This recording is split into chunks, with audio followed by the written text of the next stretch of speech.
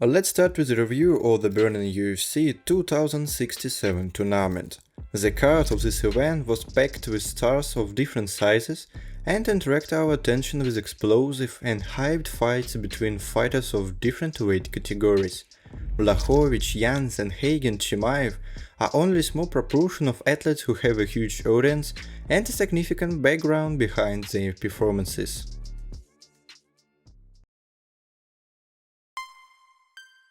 First, let's discuss the most thunderous and resonant fights.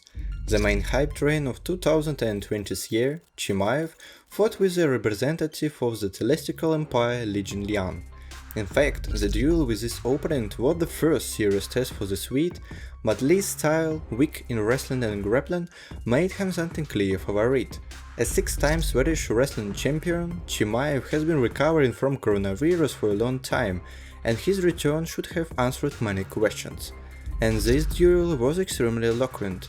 Khamzat Chimaev dealt with his opponent in just a couple of minutes without missing a single blow. Having masterfully wrestled Li into the stalls, Burst beat the Chinese and strangled him, leaving no chance to get out. In total, for the entire duel, Chimaev didn't miss a single blow, and in total, only 2 of them were reported to him for all the fights. This is an absolutely unique record, and his bonus of $50,000 for the performance of the evening looks well deserved. We will see whether Khamzat will continue to perform in 2 divisions as he planned earlier, or will still stop in the welterweight category.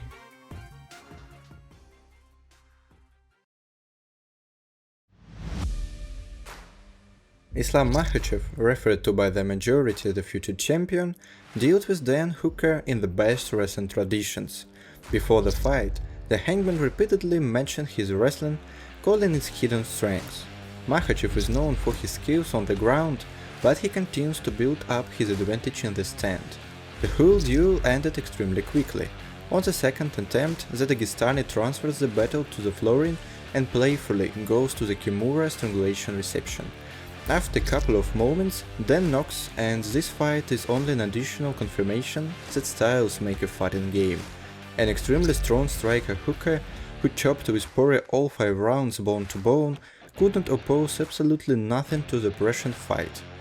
We are waiting for the UFC's decision on Islam, but we can definitely say that he will not get a little title chance yet. His media weight and recognition is still extremely low.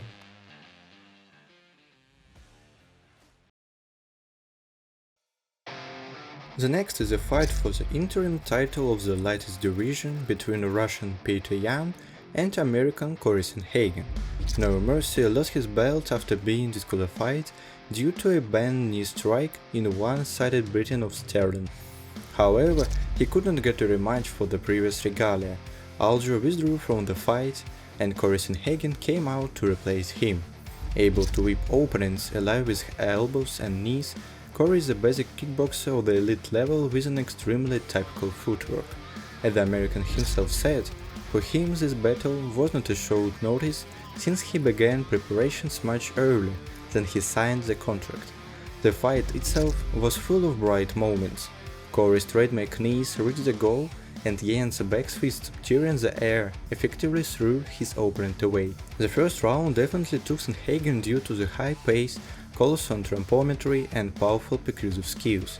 However, after Yan found the right distance and began to process the opponent's body with powerful blows to the liver, surprisingly in the next 5 minutes Corey focused on wrestling, apparently having certain plans on the flooring. Having anonymously taken the last 4 rounds, completing the last with a spectacular kick, No Mercy regains the belt. The duel was an example of absolute evolution, fortitude and masculine character. However, Corey still used the gaps in the Russians' defense. When pressed, he deftly overlaps and readably moves back in a straight line.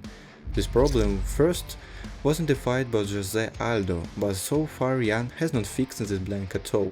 It's possible that in the rematch, Sterling will take advantage of this and will build a game plan from versatile pressure, which will surprise not only the opponent but also the audience. You deserve your first pendant. Relax, enjoy the work done. See you soon, wrote Sterling.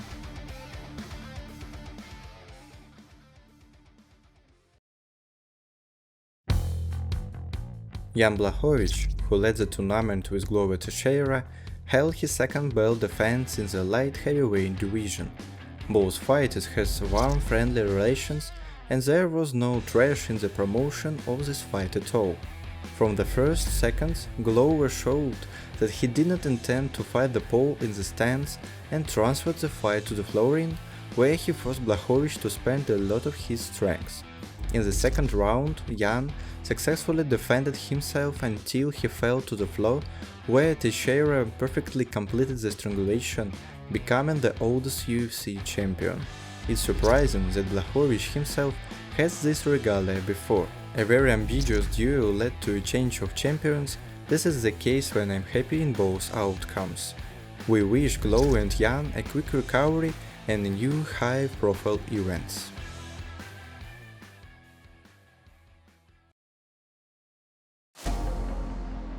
Now let's go through less high but nevertheless attractive fights. Alessio Zaleski devastatingly destroyed his counterpart Denis. This fight became extremely discussed because of a Russian judge Kiselev, who didn't stop the fight with an literal beating. Benoit didn't defend himself at all for a long time and just endured powerful blows from his opponent, but the referee was in no hurry to stop the battle. Apparently he made the bet on the fighter's death.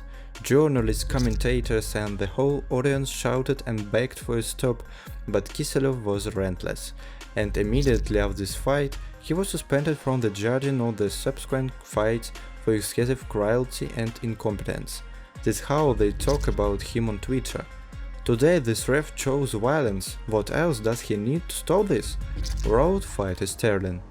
Who is the ref anyway? Holy Jesus, this guy should be fired to hell, writes fighter Sean Brady. This judge is a complete clone, he didn't stop the absolute destruction, says TSN journalist Aaron Bronester. Russian heavyweight Alexander Volkov defeated Marcin Tybura on points. Of the 16 attempts to transfer the duel to the floor from the pole, no one was successful. Drago showed strong defense against takedowns, and this is directly facilitated by his increased weight and muscle mass. We are waiting for announcement of his further fights, including possible rematches with Lewis and Blades. The results of the remaining matches are not so significant or spectacular, but you can find their results in the attached comment.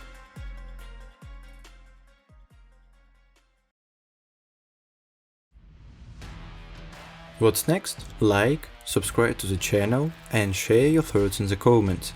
Here just like you. See you soon!